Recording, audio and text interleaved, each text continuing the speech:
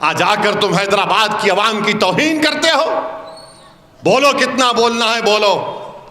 13 तारीख को नतीजा निकलेगा, तुमको मालूम हो जाएगा इंशाअल्लाह, तुम्हारी जमानत जब्त होगी इंशाअल्लाह ताला।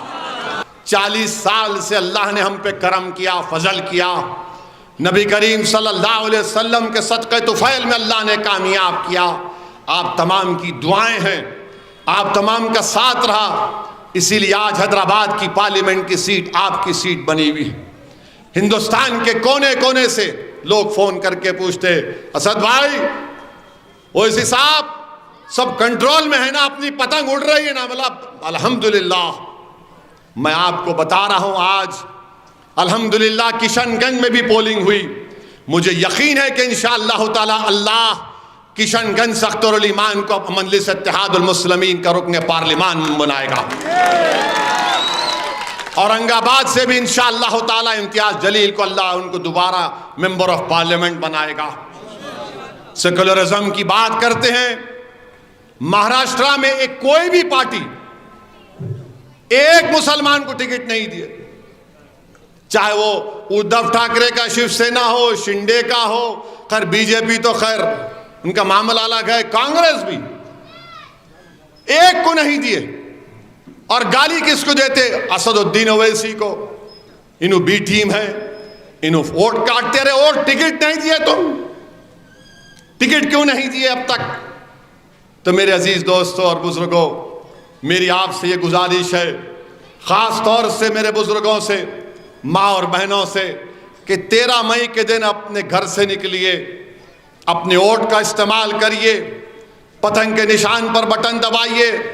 और ये बार बार बोलते बीजेपी वाले मोदी बहुत काम करे। वाराणसी में मैं कल बनारस गया था, वहां जाकर बुनकरों की बस्ती में जलसा हुआ था, और उस जगह पर इससे डबल तादाद में, ट्रिपल तादाद में आवाम थी। मैंने उन बुनकरों से पूछा, बताओ तुम्हारे पावरलूम का क्या हुआ? क्या मोदी ने कुछ किया? बोले कुछ नहीं। बनारस की साड़ियां मशहूर हैं, मगर साड़ी बनाने वाला कभी अब तक सेठ नहीं बना, मजदूर बने रहा।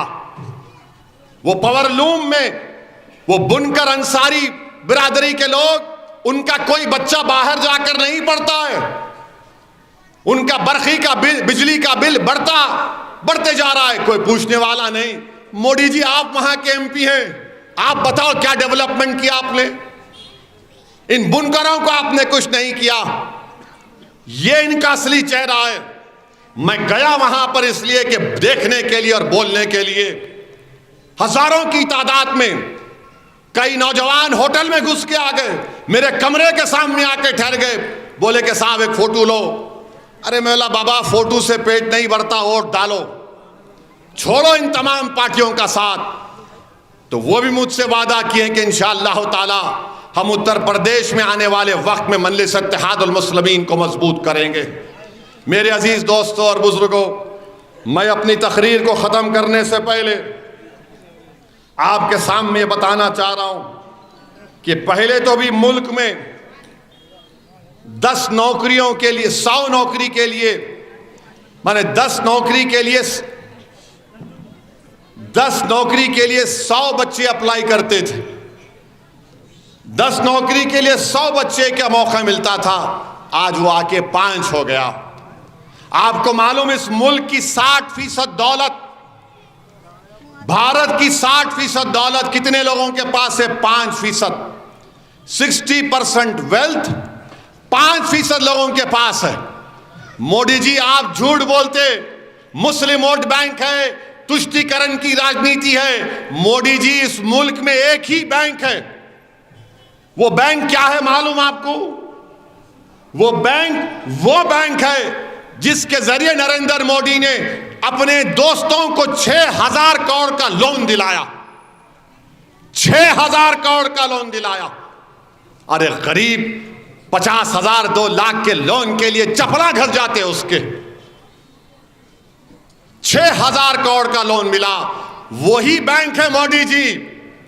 मुस्लिम वोट बैंक नहीं है इस देश में, एक ही बैंक है जिसके जरिए आपने अपने दोस्तों को 6,000 करोड़ का बजट दिलाया, लोन दिलाया। और आज आप बोलते देश की दौलत मंगल सूत्र निकाल के हमारे हिंदू बहनों के गलों से मुसलमानों को दिया जाएगा। कितना झूठ आप बोलेंगे मोदी जी। मंगल सूत्र क्यों निकालेंगे कोई, मगर आप देखिए जबान, रोड पर बैठने वाले भी ऐसी जबान नहीं इस्तेमाल करते। मगर देश का वजीर आजम अफसोस हो रहा है। एक इनका वजीर आया हैदराबाद में आके बोला कि सदुद्दीन ओवैसी औरंगजेब से उसका ताल्लुक है। अच्छा, इनके जो वजीर साहब हैं उन्होंने दिल्ली में कहा था देश के गद्दारों को गोली मारो, गाली देकर कहा था देश के गद्दारों को गोली मारो डैश डैश डैश। आज उन्होंने आके हमको औरंगजेब, अरे औरंगजेब से मेरे को क्या लेना देना, बाबर से मुझे क्या लेना देना, मुझे क्या करना है इन बादशाहों से। तारीख का हिस्सा है। औरंगजेब की बात आई तो फतवा आलमगीरी हमारे लिए सर आंखों पे है। मगर नहीं, औरंगजेब, तुम क्या आर्यन रेस के नहीं है तुम लोग? मुंह खोलूंगा ना तो चट्टा बट्टा ढीला कर दूंगा तुम्हारा। अरे ये मुल्क अगर किसी का है, ये मुल्क अगर सबसे पहले इस मुल्क पे कौन आए? आदिवासी लोग, फिर द्रविडियन, ये अपर कास्ट जो आला जात के लोग हैं, ये पूरे आर्यन हैं। ये कहां से आए? ईरान से आए। अब जो मौजूदा रशिया के स्टीव से वहां से आए। अरे ये मुल्क तो मैं, अगर तुम ऐसा बोले तो द्रविडियन और आदिवासियों का देश है। आप कहां से आ गए? ये इनकी एक अपर कास्ट की एक एरोगेंट मेंटालिटी है इन लोगों की कि औरंगजेब से मिला दो इसको, बाबर से मिला दो इसको, बाबर की औलाद, औरंगजेब ये। अरे भाई, इस मुल्क को आजाद आरएसएस की चड्डी पहनने वालों ने नहीं किया अंग्रेजों की जंग में। इस मुल्क को आजाद, सुनो, सरजमीन हैदराबाद पर एक मौलवी इस्माइल साहब थे, मक्का मस्जिद के इमाम थे।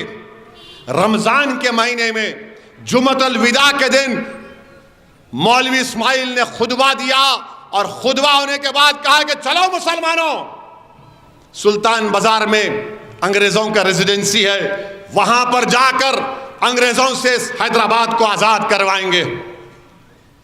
फायरिंग हुई, तुर्रेबाज खां भाग गए। बाद में तुर्रेबाज खां को पकड़ा गया और उनकी लाश को उस सुल्तान बाजार के पास 10 दिन तक लटकाया गया। मौलवी इस्माइल सबसे पहले कैदी हैं काला पानी के। जब क्या तुम्हारे आरएसएस के लोग थे? कोई नहीं था। आज आकर तुम हैदराबाद की आवाम की तौहीन करते हो। बोलो कितना बोलना है बोलो। 13 तारीख को नतीजा निकलेगा, तुमको मालूम हो जाएगा। इंशाअल्लाह तुम्हारी जमानत जब्त होगी इंशाअल्लाह ताला। अब पप्पा को मालूम होगा। अब कभी इस पे बात नहीं करेंगे। बहुत बातें बोल सकता हूं, जो बहुत बोल रहे हैं।